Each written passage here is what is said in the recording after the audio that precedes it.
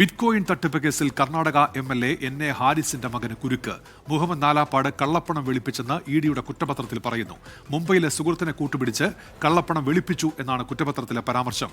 Muhammad നാലാപ്പാടിന് ED വീണ്ടും notice നൽകും. മനേഷ് മൂർത്തി വിശദാംശങ്ങളുമായി ചേരുന്നുണ്ട്. മനേഷ്, വിവരങ്ങൾ.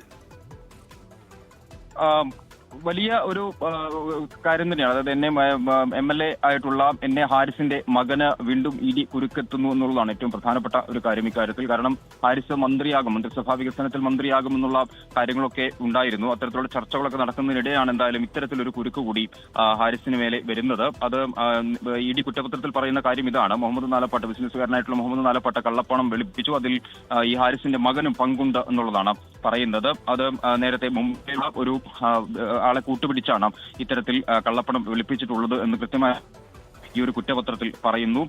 എൻ.എ. ഹാരിസിന്റെ വീട്ടിൽ ഉൾപ്പെടെ നേരത്തെ പരിശോധനകൾ നടത്തിയതാണ്. ഇഡി പരിശോധന നടത്തിയിരുന്നു. ഈ പറഞ്ഞ മുഹമ്മദ് നാലപ്പാട്ടിന് നോട്ടീസ് നൽകും. അത് വീണ്ടും ഹാജരാവണം എന്നാവശ്യപ്പെട്ട് നോട്ടീസ് നൽകുന്നുണ്ട്. നേരത്തെ 2 തവണ നോട്ടീസ് നൽകിയെങ്കിലും ഹാജരായിരുന്നില്ല. അപ്പോൾ ഇത്തരത്തിലാണ് എന്തായാലും ഇഡിയുടെ ഒരു നീക്കം നിലവിൽ നടക്കുന്നത്. കുറ്റപത്രത്തിൽ കൃത്യമായി തന്നെ കള്ളപ്പണം വെളുപ്പിച്ചു, അത് മുംബൈയിലെ ഒരു സുഹൃത്തിന് വഴിയാണ് കള്ളപ്പണം വെളുപ്പിച്ചത് എന്നുള്ളതാണ് പറയുന്നത്. ഉന്മേഷ്. ശരി, മനേഷ് മൂർത്തി ചെന്നൈയിൽ നിന്ന് വിവരങ്ങൾ നൽകുകയായിരുന്നു.